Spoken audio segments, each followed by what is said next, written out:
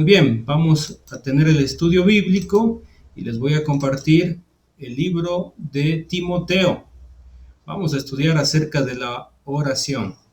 A propósito, el día de mañana tenemos elecciones en Ecuador y los cristianos oramos por que salga todo bien, para que nuestros gobernantes pues sean los correctos, los idóneos y que el Señor nos ayude a que todo salga de la mejor manera mañana.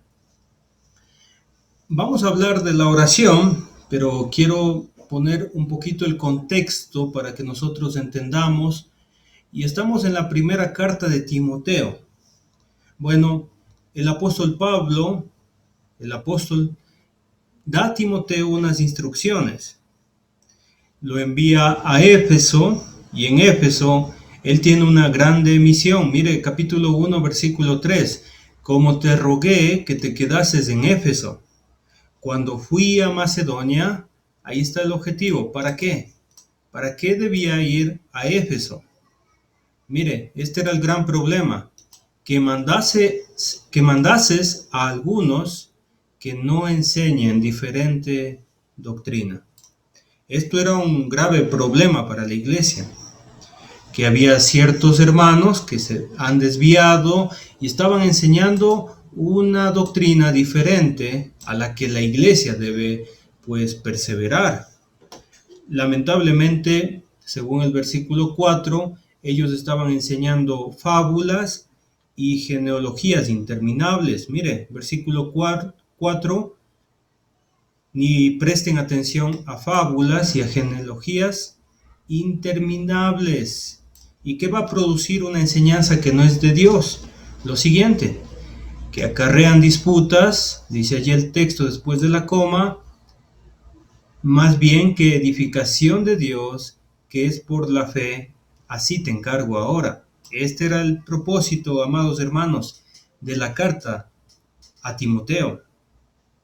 Esa misión se tenía que realizar en Éfeso. Entonces, podemos entender que había un problema muy grande. Pero lo que preocupa al apóstol Pablo no es solamente la falsa doctrina, los falsos maestros que estén enseñando cosas distintas a la sana doctrina. Hay un problema que él presiente y está en el capítulo 2. Hay un problema que tiene que ver con los reyes y tiene que ver con los gobernantes. Bueno, vamos a leer entonces capítulo 2, versículo 1.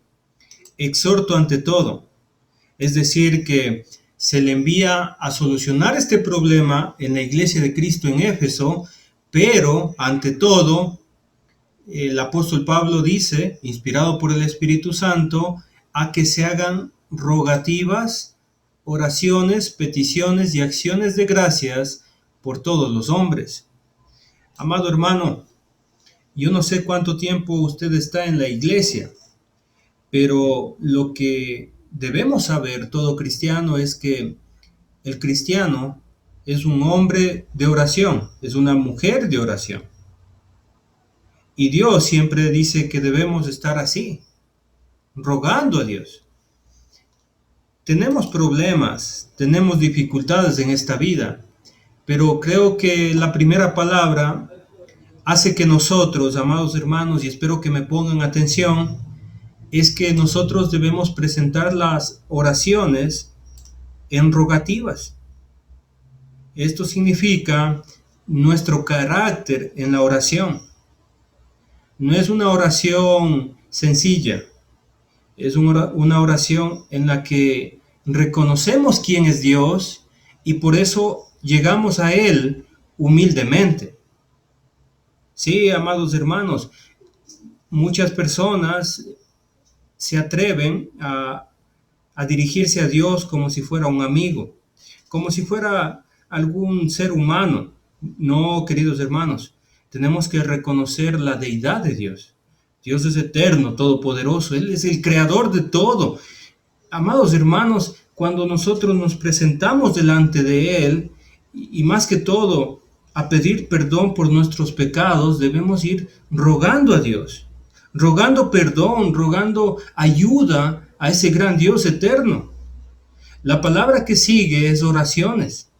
Nuestras oraciones tienen que ser la comunicación con Él. No se trata de repetir una oración todos los días. No. Se refiere a que nosotros nos comuniquemos con Él. Le explico muy bien esto. Cuando usted lee la palabra de Dios, Dios está hablando, nos está enseñando, nos está diciendo qué quiere que nosotros hagamos. Pero cuando nosotros oramos a Dios, Él nos está escuchando. ¿Nota la comunicación? Él hablando por medio de su palabra y usted hablándole a Dios por medio de las oraciones. ¡Qué maravilloso! Podemos hablar con nuestro Creador. Tenemos la oportunidad de decirle lo que sentimos. Podemos, amados hermanos, hablar con Él. Pero también Dios quiere que nosotros le pidamos. Y debemos pedirle conforme a su voluntad, por supuesto. Como hijos que conocen la palabra de Dios, por supuesto que nosotros vamos a pedir a Dios y vamos a pedir cosas eternas y espirituales. Quiero explicarle un poquito esto. Vamos a pedirle, amado Padre, quiero pedirle en esta noche por mis hijos, para que ellos alcancen el cielo, para que ellos vivan delante de usted correctamente. Quiero mi familia en los cielos. ¿Nota? Que Dios quiere que hagamos ese tipo de peticiones. Y queridos hermanos, muchas personas están sufriendo mucho ahora mismo. ¿Y qué debemos pedir? Pues pedir salud. Eso es nuestro deseo. Él es el Dios Todopoderoso que nos creó. Si Él nos formó, Él tiene la capacidad de curarnos. Lo demostró Jesucristo cuando vino acá.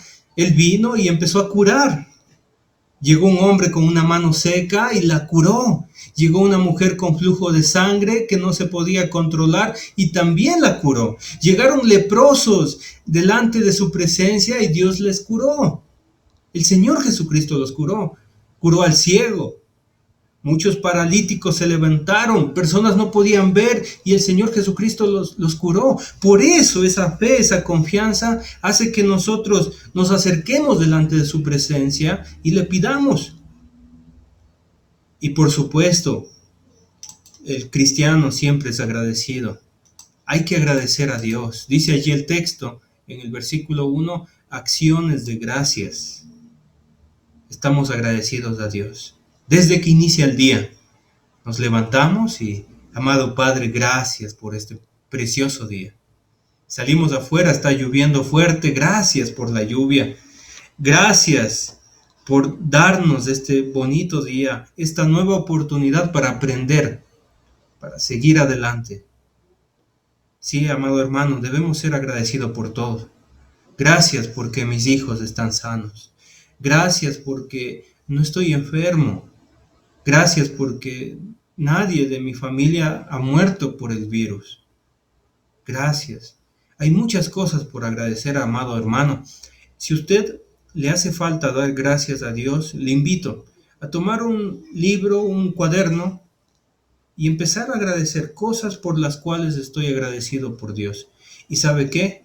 Va a ser tantas las cosas que Dios nos ha dado que usted tendrá una oración muy larga de agradecimiento. Muy larga. Y está bien anotar. Y está bien escribir.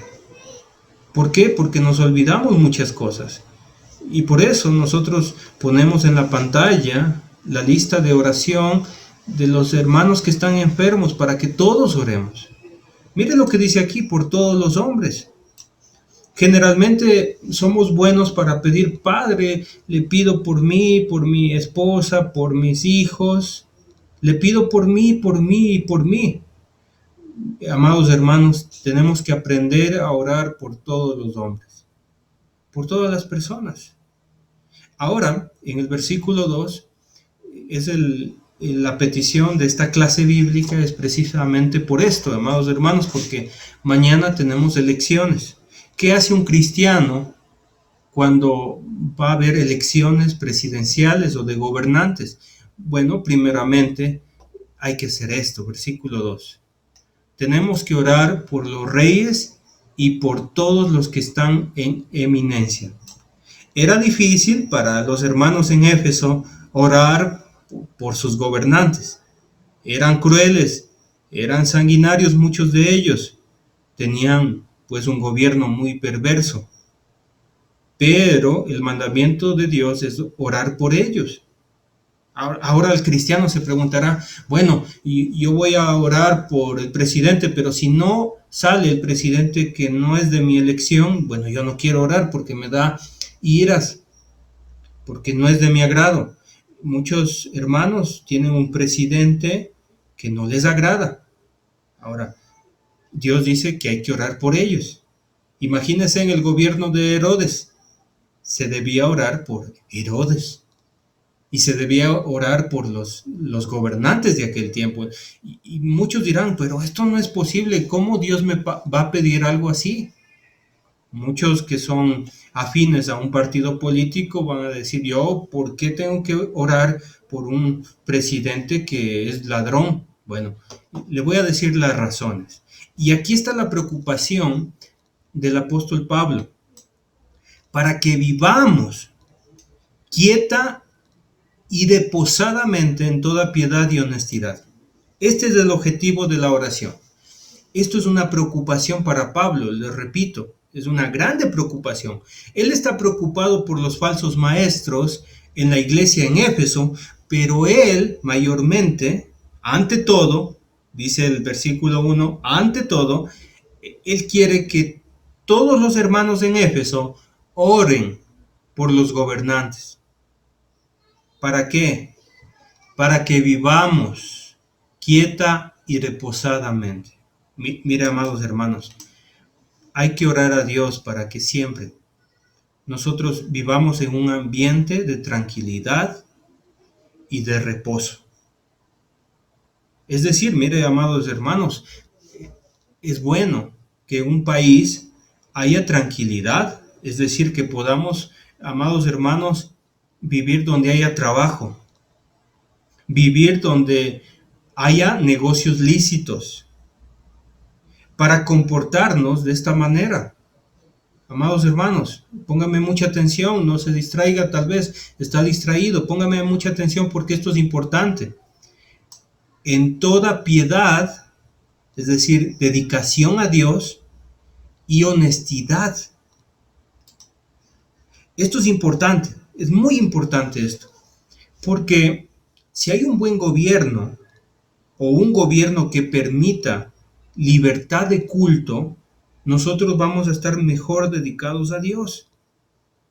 Y que haya trabajos honestos y haya trabajos legales. Imagínense, vamos a vivir más tranquilamente, pero imagínense un gobierno que nos oprima, que no haya para comprar, que no haya trabajo, que no podamos ejercer nuestra libertad de predicar el evangelio. Hay muchos países que niegan y prohíben la predicación.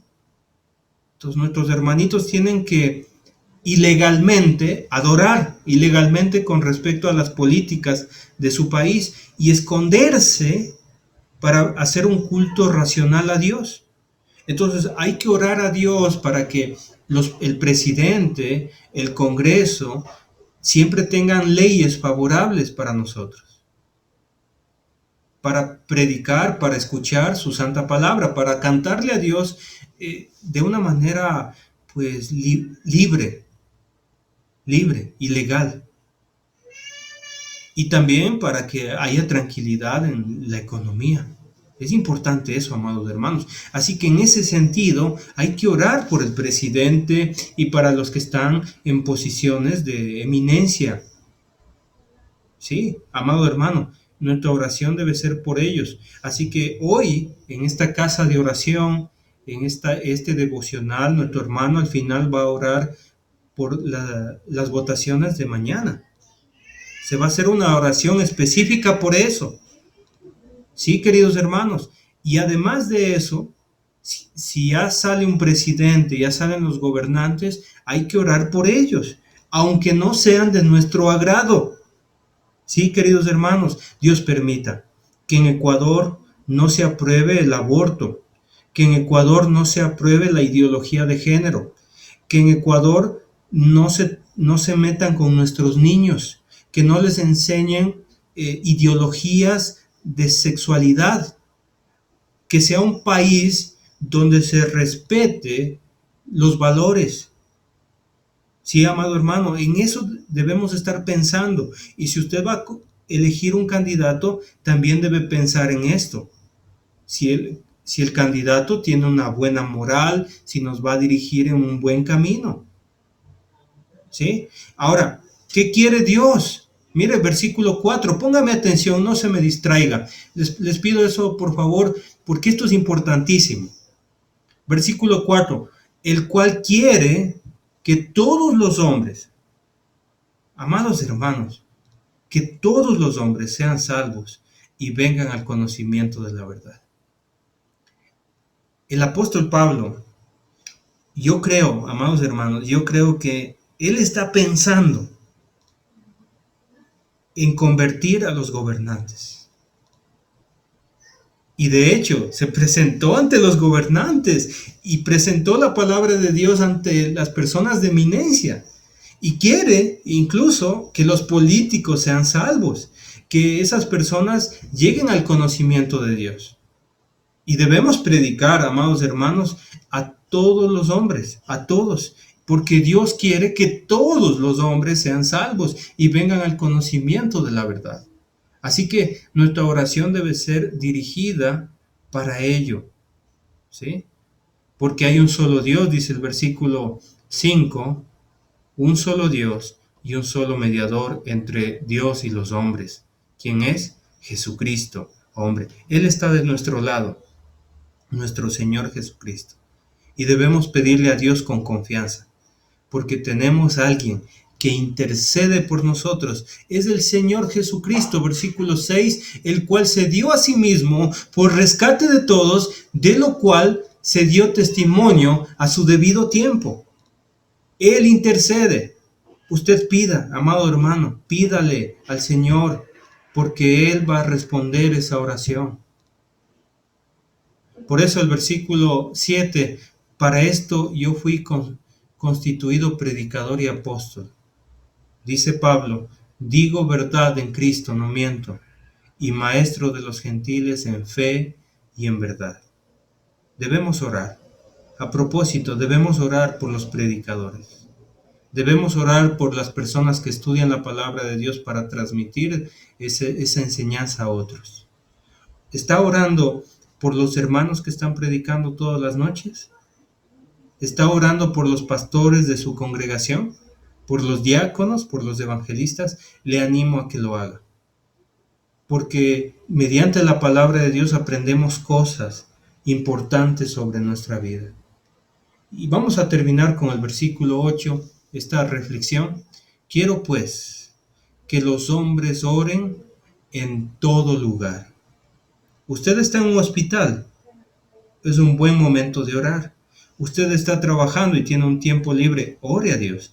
Usted está en la escuela, usted está trabajando, usted está en algún sitio, en la calle, en la casa, en su cuarto, ore a Dios. Este es el único requisito que pide el Señor. Levantando manos santas. Eso significa que oro a Dios porque me he preocupado de mi vida espiritual, porque yo estoy apartándome de lo malo, porque la palabra santidad significa apartándome de lo malo. Y cuando dice manos santas, se refiere a manos que no hacen lo malo, que se apartan de lo malo. Y espero, amados hermanos, que usted sea uno de ellos, que usted, hermanita, sea una de ellas, que ha tomado la decisión de apartarse de lo malo. Dios va a escuchar la voz y las peticiones de sus santos. Él escucha la voz de los justos. Esas manos santas se levantan a Dios en petición. Y mira este otro requisito: sin ira ni contienda. Eso significa, ¿cómo estoy yo en mi carácter? Si yo soy una persona que controla mi carácter, que controla la ira, es normal que en este mundo tengamos dificultades, que tengamos algún enfrentamiento por alguna situación de esta vida, pero debemos ser sin ira y no debemos ser contenciosos. Debemos estar en paz con los hombres en cuanto dependa de nosotros. Y levante esas manos santas. Esta noche, a nuestro Dios eterno, levante esas manos santas y haga las peticiones, porque Él es nuestro Dios eterno, todopoderoso. Él es grande, Él es nuestro Dios. A Él sea la gloria por todos los siglos de los siglos. Que Dios les bendiga, hermanitos. Que Dios les guarde.